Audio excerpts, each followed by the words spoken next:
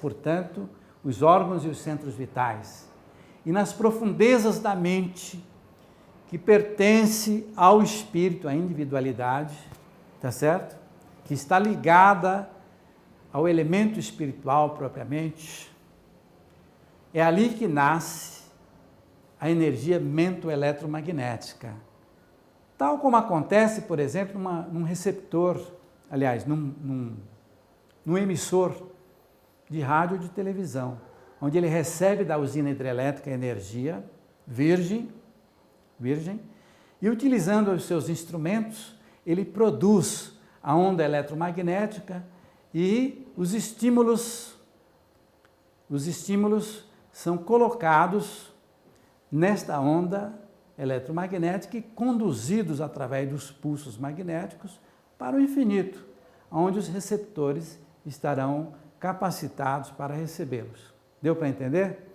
Então a mente recebe a energia, a sede da mente, que é o centro coronário, portanto recebe a energia, e aí então, como dispõe do arquivo da memória profunda, como dispõe dos meios para a produção do sentimento e das ideias, essas forças passam a impregnar automaticamente, passam a ser configuradas na onda eletromagnética que é produzida especificamente nas profundezas da mente, a partir desta energia que é recebida do sistema nervoso do corpo espiritual. Perceberam? Através da comparação foi possível perceber? Muito bem. Então, nasce nas profundezas da mente em circunstâncias inacessíveis ao homem. Quer dizer, as circunstâncias com que são produzidas essas ondas ainda não pertencem à ciência da Terra. O fluxo energético incessante com poder criador. Nas profundezas da mente, então, ali o fluxo de energia é lançado, portanto, ao infinito e ao nosso organismo. A corrente de partículas nasce das emoções e desejos, formando ao se deslocar irradiações eletromagnéticas. Quer dizer, as emoções e os desejos, as emoções, por exemplo, geram as ideias. Os desejos são as forças determinantes do espírito, que somam-se às forças determinantes automáticas que pertencem à nossa memória profunda, pertencem ao arquivo da nossa memória profunda, que foi chamado como inconsciente, chamado de inconsciente por Freud. Corrente mental humana ainda constituída de grânulos de força, seu poder se revela segundo a frequência da onda. Tal como a amplitude, a frequência da onda, o comprimento de onda que ocorre na avaliação das nossas ondas passivas ondas eletromagnéticas passivas do nosso mundo, também igualmente ocorre esta dependência nas ondas mento-eletromagnéticas. Depende do grânulo de força conduzido pela crista da onda da nossa corrente magnética, ou seja, a corrente do pensamento. Após nascida Eila, essa frase é do André Luiz, no capítulo 10, do seu livro Mecanismo da Mediunidade. Uma vez nascida a corrente Eila, a corrente de energia nos neurônios do corpo espiritual, ela passa a vitalizar, a energizar. Vitalizar aí significa energizar todo o organismo do corpo espiritual e, consequentemente, do corpo físico. Se espraia sobre o cosmos celular. Ela se espraia automaticamente sobre o cosmos celular, vitalizando todos os órgãos e os centros vitais, configurando as forças determinantes do espírito. Passa a configurar as forças determinantes. Por exemplo, eu tenho todo um arquivo de forças determinantes em minha memória profunda, arquivada ao longo dos bilhões de anos de evolução do princípio inteligente, suficientes para, por exemplo, administrar o meu sistema, digamos, o meu metabolismo orgânico. Então, enquanto nós estamos aqui conversando, o automatismo está se processando em meu organismo. Portanto, todas as funções vitais estão sendo estabelecidas através desse processo, tá certo? As forças determinantes que compõem este arquivo são automaticamente transformadas em estímulos que são conduzidos por essas forças mento-eletromagnéticas que se espargem por todo o organismo físico e, portanto, levam todas as informações para o universo celular, fazendo com que ocorra o automatismo do organismo e todo o universo celular se torne dócil e obediente, domesticado ao sistema automático do nosso organismo físico. Em outra palestra, nós explicamos também melhor isso. Por isso, nós deixamos a desejar, nesse momento, explicações mais detalhadas. A onda da corrente mental humana, que é o pensamento, que é a corrente do pensamento, filha da energia gerada no cérebro que abastece a mente e os órgãos, flui através do tálamo, caracterizando a comunicação de cérebro a cérebro, que é o centro coronário.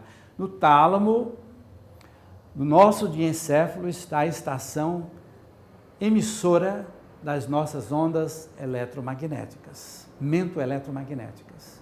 E, portanto, elas estão sendo lançadas ao infinito.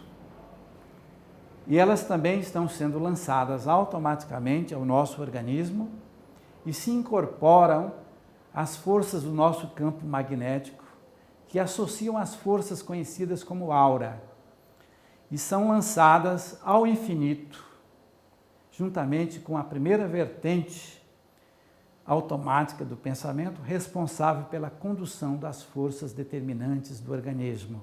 Então vamos ver se a gente consegue visualizar melhor. Aqui está o tálamo, que é mostrado em outra palestra também, onde a comunicabilidade de cérebro a cérebro, se estabelecendo entre, por exemplo, duas pessoas, fazem com que sejam lançadas as ondas mento-eletromagnéticas, conduzindo as nossas ideias e os nossos sentimentos.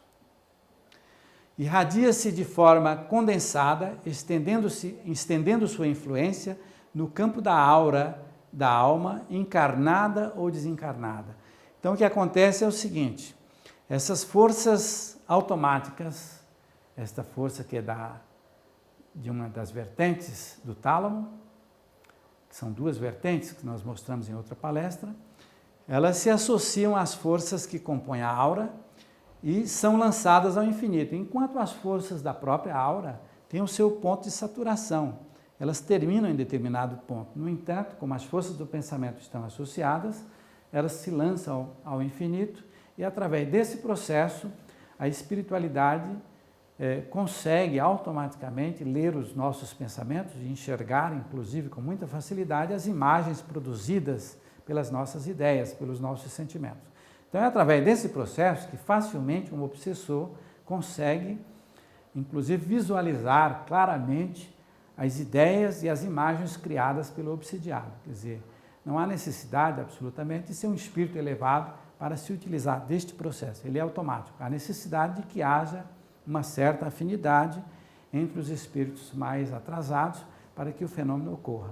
No entanto, os espíritos superiores leem e se aproximam de nós através desse processo com muita facilidade, conhecendo profundamente as nossas ideias, as nossas intenções e os nossos sentimentos.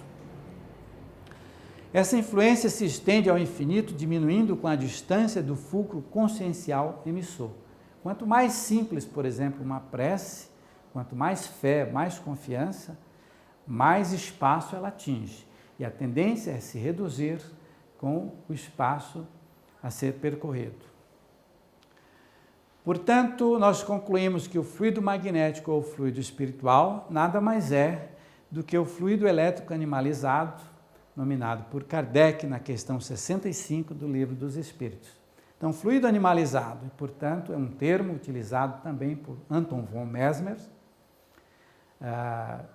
no século anterior ao de Kardec, e provavelmente já utilizado por outros pesquisadores que antecederam o próprio Mesmer.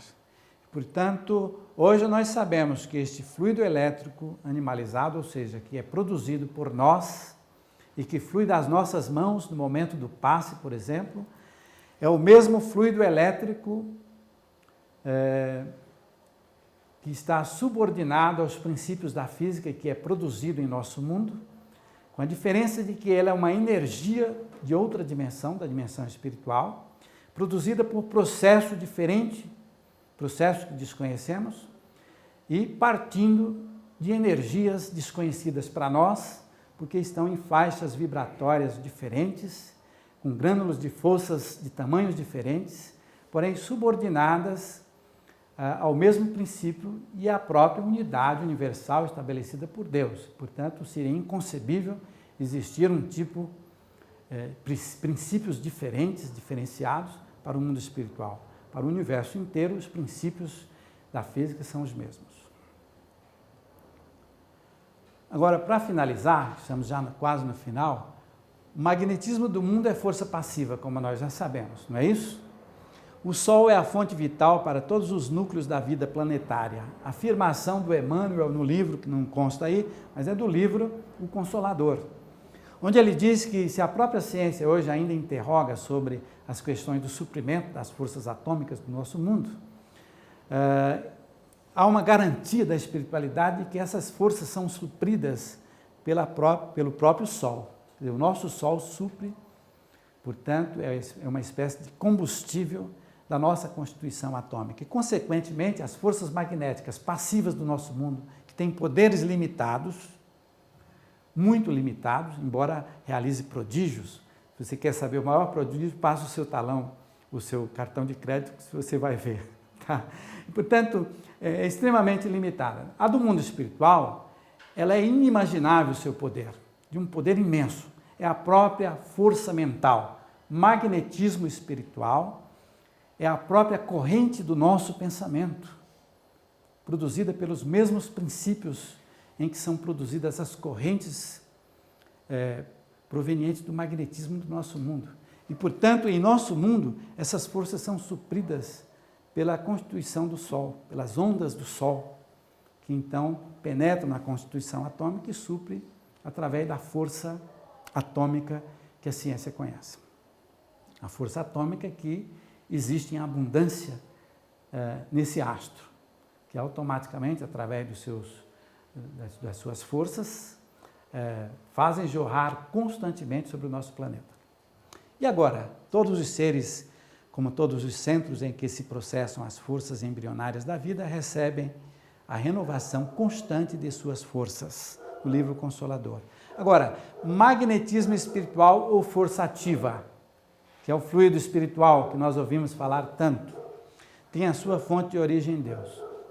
A sua fonte de origem em Deus. Enquanto para nós a força do magnetismo do nosso mundo tem a sua fonte de origem nas forças magnéticas do Sol, nas forças atômicas do Sol, no mundo espiritual existe uma consciência plena aqui na erraticidade, próximo a nós, e isso se constitui um fator, um objeto, que fazem com que os espíritos tenham um profundo respeito à divindade, às forças magnéticas.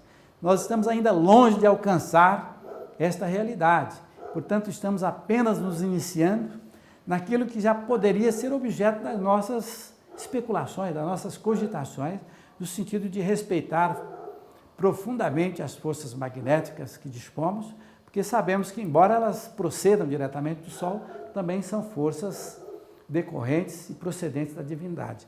Portanto, no mundo espiritual, existe esse respeito profundo devido à consciência de que as forças magnéticas da matéria mental são supridas diretamente pela divindade.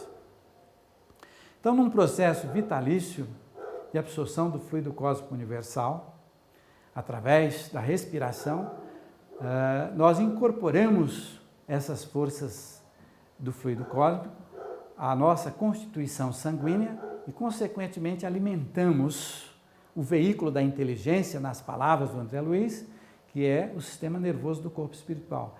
E nós podemos conceber esta realidade como uma espécie de combustível para a nossa vida eterna. E, portanto, estamos vivos eternamente graças às forças espirituais que promanam da própria divindade. Então, aqui na Terra, infelizmente ainda, mesmo dentro do centro espírita, ainda não temos a consciência plena do quanto devemos respeitar o magnetismo. Porém, os espíritos tentam nos passar, nos transmitir esta consciência, essas informações, a fim de que o centro espírita possa evoluir cada vez mais.